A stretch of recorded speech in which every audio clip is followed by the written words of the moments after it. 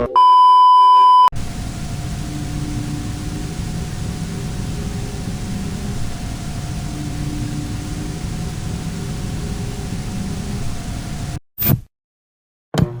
never believed in the devil until I met him at a coffee shop on a random Tuesday.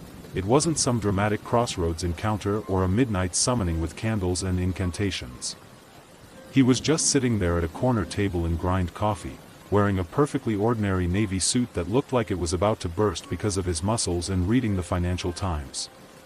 The only thing that gave him away was how he knew my name when I'd never seen him before in my life. "Marcus Chen," he said, looking up from his paper as I walked past his table. "Rough couple of months, haven't they been?" He grinned. I stopped dead. "Do I know you?" I asked, though something in my gut already knew the answer would complicate everything. He smiled, and his teeth were perfectly white. Too white. "Please, sit. I have a proposition that might interest you." He charmingly gestured in front of him. I should have walked away. Every rational part of my brain screamed at me to keep moving, get my overpriced latte, and pretend this conversation never happened. Instead, I sat down. As if I didn't even have a say in it. "I'm in the business of solving problems," he said, folding his newspaper with precise creases. "And you, Marcus, have quite a few problems." He was not wrong at all. The foreclosure notice was burning a hole in my jacket pocket, and my credit cards had all been maxed out for weeks. Sarah had left me 3 months ago, taking our daughter Emma with her. My startup had collapsed spectacularly, leaving me with nothing but debt and a profound sense of failure. "Who are you?" I asked. "Names have power," he said. "Let's just say I'm someone who can help. Your house, you're about to lose it. Your daughter barely speaks to you. Your ex-wife thinks you're a failure. Your credit is destroyed. Your business partners won't return your calls." He leaned back in his chair.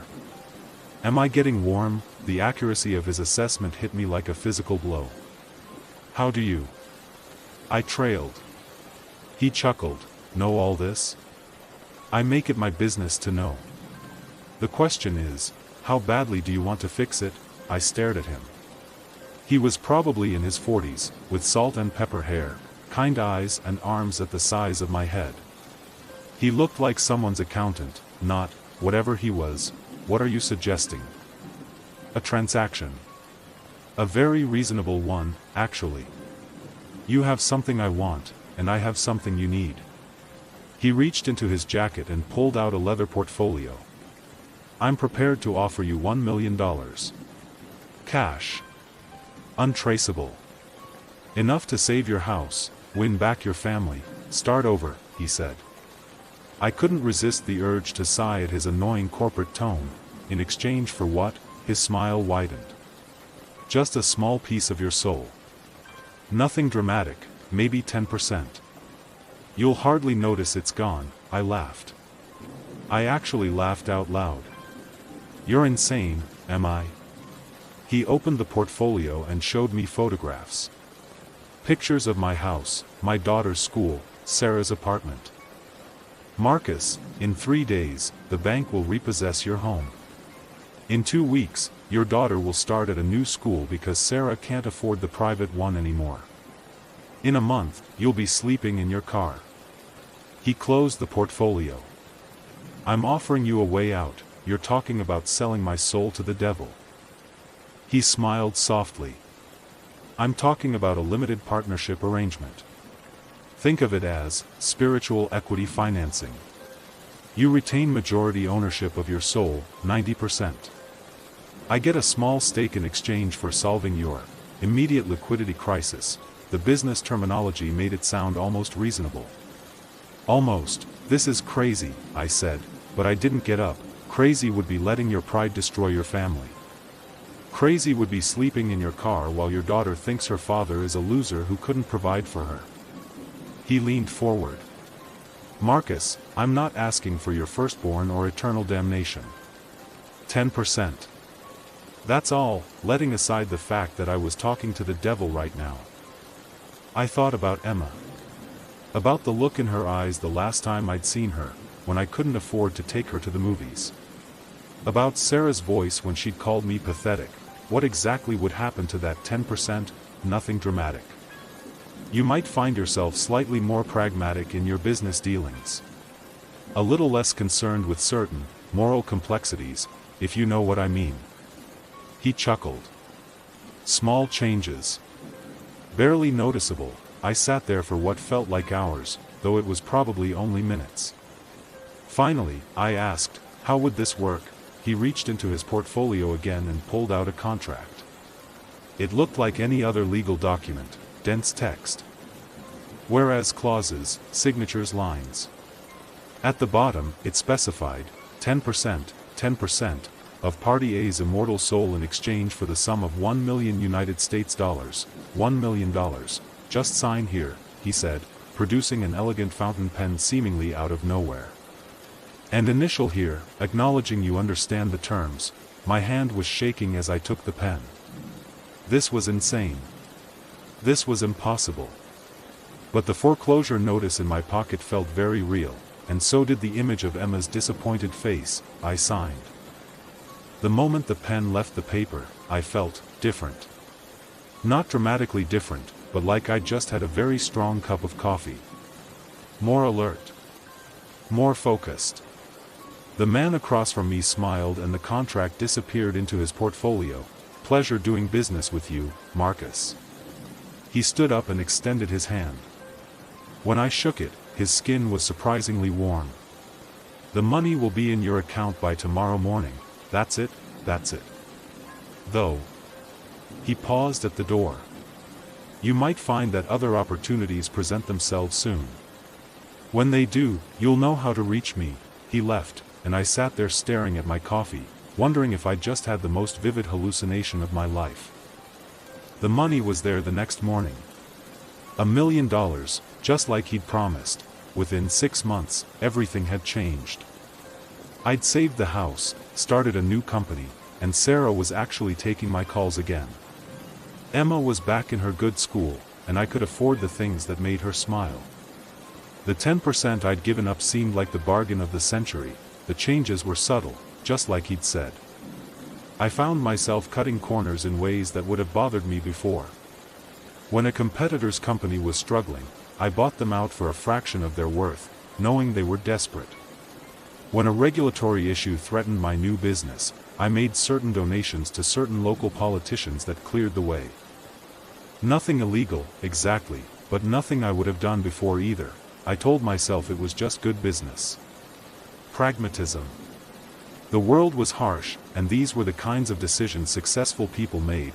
The second meeting happened at a restaurant downtown. I was celebrating landing a major contract when he slid into the booth across from me, looking exactly the same as he had 8 months earlier. Congratulations on the Henderson deal, he said. Quite a coup. Thanks. I tried to sound casual, but seeing him again made my stomach clench. What brings you here? A complication, I'm afraid. You see, that Henderson contract? Your main competitor was about to land it. Had the inside track, actually.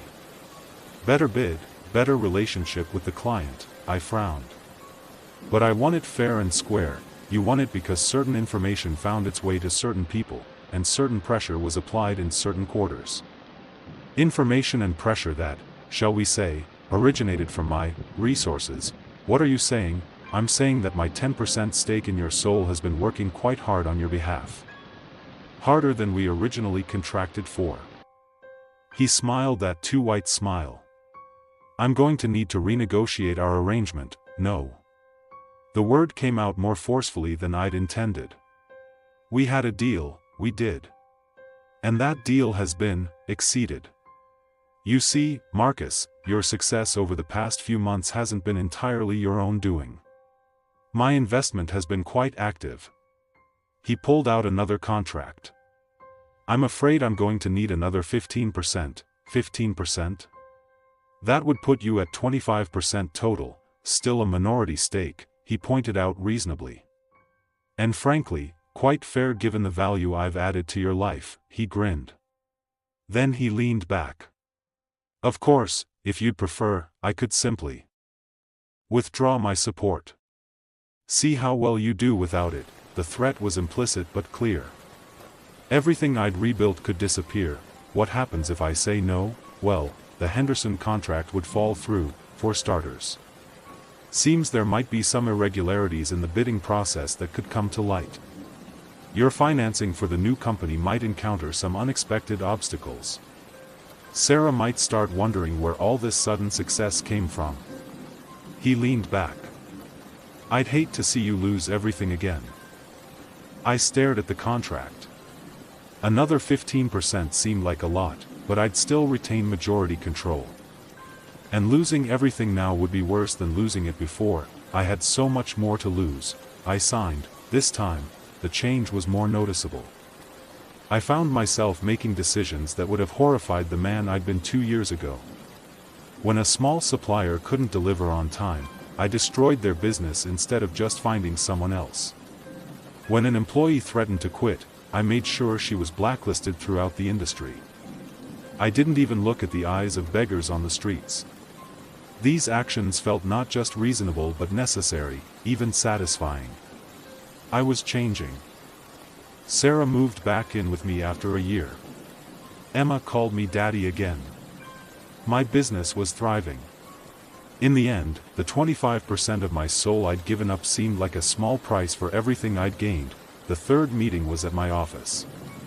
He didn't make an appointment. I just looked up one day and he was sitting in the chair across from my desk.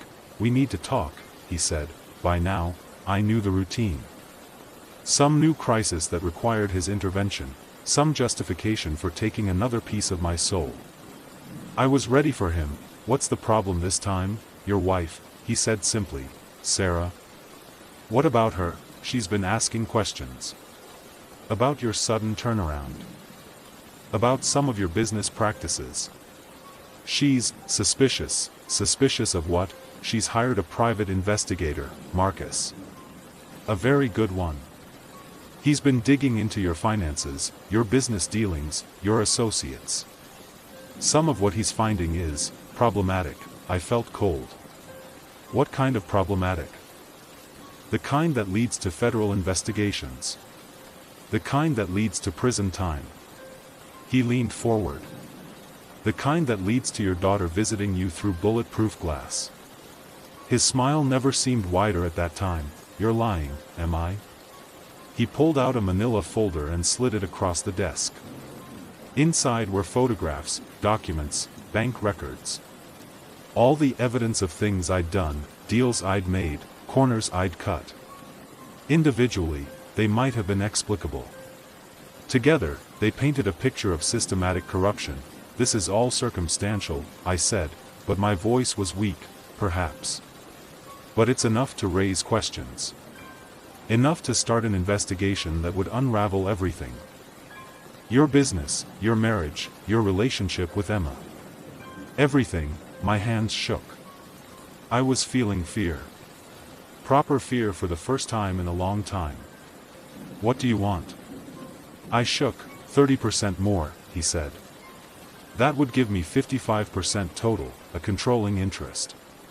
In exchange, all of this evidence disappears. The private investigator has an accident. Sarah's suspicions fade. Your life continues exactly as it is, 55%, that's more than half, it is. But consider the alternative. I looked at the photographs again. At the evidence of what I'd become. What we'd become, I corrected myself. Because none of this had happened in a vacuum. Every decision had seemed reasonable at the time. Necessary even, if you have controlling interest. What does that mean for me? Oh, don't worry. Nothing will change. I will let you still have your free will. But, you'll naturally find yourself more aligned with my interests. More efficient in your decision-making. Less burdened by concerns that might interfere with success. I thought about Emma. About Sarah. About everything I'd built. I signed. I fired a dozen employees without cause because they were expensive. I foreclosed on 3 small businesses that owed me money, even though I knew it would destroy the families behind them. I manipulated stock prices and destroyed competitors with a systematic ruthlessness that was both alien to who I'd once been and utterly natural to who I was becoming. Sarah stopped asking questions. The private investigator's report was mysteriously lost. My business empire grew, but I was starting to understand that I wasn't driving anymore. I was just along for the ride. The fourth meeting was at Emma's school. I was watching her soccer game when he sat down next to me on the bleachers. "She's quite talented," he said, nodding toward my daughter. "Don't," I said immediately. I grew cold. "Don't even think about bringing her into this. Relax, Marcus. I'm not here about Emma. I'm here about you." He pat my back. "What now? You're dying," he said with a frown that didn't quite reach his jawline. The words hit me like a blow. "What? Pancreatic cancer? Very aggressive. You probably have 6 months, maybe less." He said it as casually as he might comment on the weather. Of course, medicine has its limitations. But I don't. I stared at him, then at Emma running across the field. "You're lying." He grabbed my waist and pulled me closer to him. "The symptoms will start next week. You'll think it's just stress at first. By the time you see a doctor, it'll be too late for conventional treatment." He turned to face me. "But not too late for unconventional treatment, let me guess. You want more of my soul, 35% more. That would give me 90% total. In exchange, the cancer disappears. You live a long, healthy life. You get to watch Emma graduate, get married, have children of her own. I guarantee you, 90%, I repeated. That leaves me with 10%. Still enough to maintain your essential self. Your memories, your love for your family, your core personality. You'll just be more focused, more efficient, less conflicted, and if I say no, you die. Slowly and painfully. Emma watches her father waste away. Sarah becomes a widow. Your business empire crumbles without your leadership. Everyone that depends on you comes crumbling down. On the field, Emma scored a goal. She looked over at me and waved, her face bright with joy. I waved back, my hand feeling like it weighed 1,000 pounds. "Why?" I asked. "Why are you doing this?" "I'm not doing anything, Marcus. I'm simply offering solutions to your life full of problems. You're the one making the choices, but you're engineering the problems, am I? I didn't give you cancer, Marcus. I didn't make you eat those donuts. I'm merely offering to cure it. I didn't make your wife suspicious, your own actions did that. I offered to fix it. Every step of the way, you've had choices.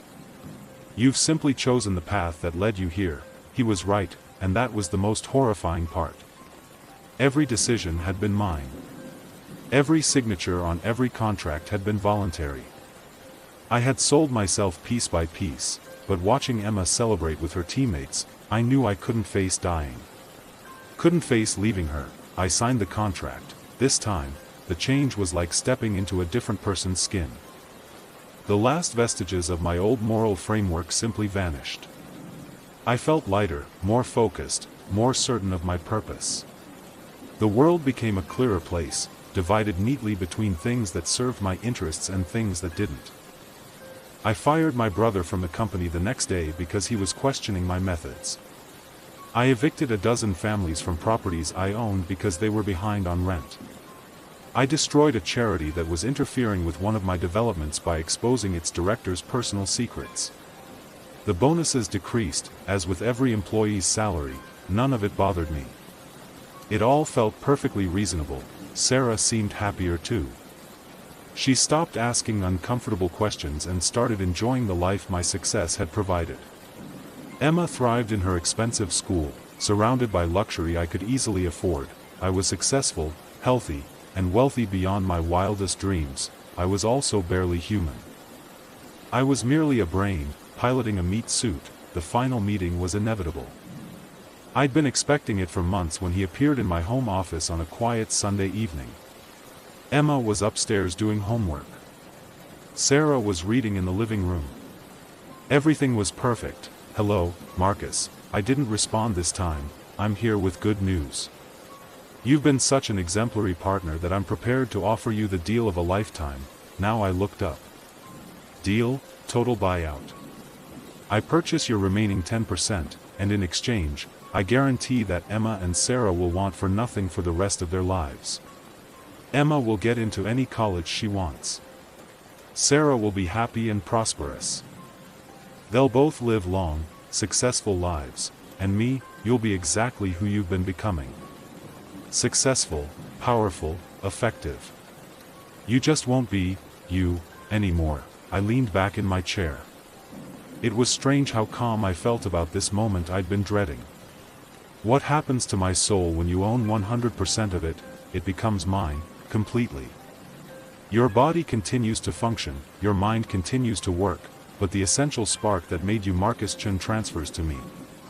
You become, in effect, an extension of my will. I become you, a part of me, yes. I thought about the man I'd been 3 years ago. Desperate, failing, losing everything. That person seemed like a stranger now, someone weak and foolish who'd let silly moral constraints interfere with success. But that person had also been the one who'd loved Emma with pure, uncomplicated joy. Who'd loved Sarah without calculation. Who'd felt genuine remorse when he hurt people.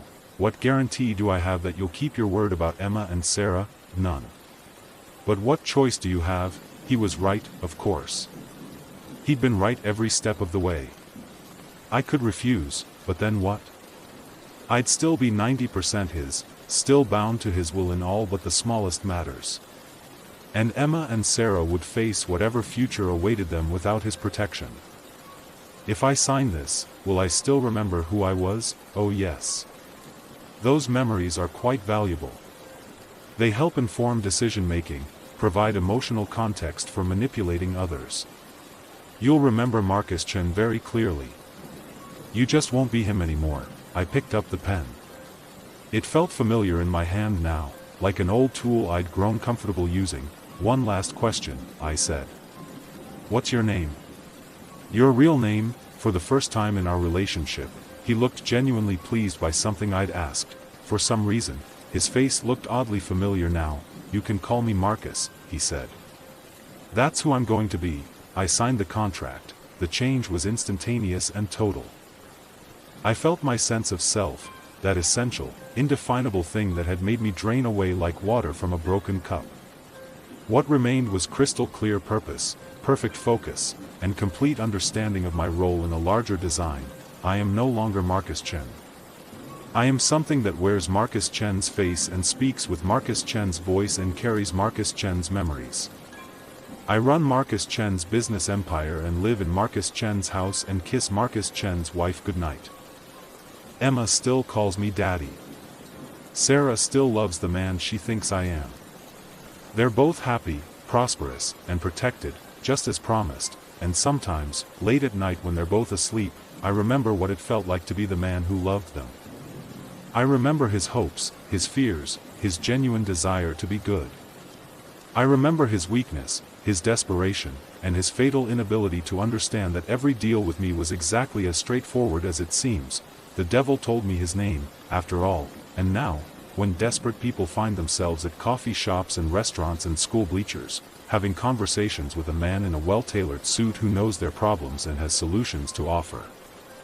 They're talking to whatever left of Marcus. He offers them exactly what I offered him, reasonable terms, logical arguments, and the gradual purchase of their souls in convenient installments. Just like me, he's always completely honest about the transactions. Just like me, he never lies about the consequences. And just like me, he finds that desperate people will sell their souls piece by piece, convincing themselves each time that they're making a reasonable business decision, right up until the moment there's nothing left to sell. It's exactly as straightforward as it seems. They just don't want to see it.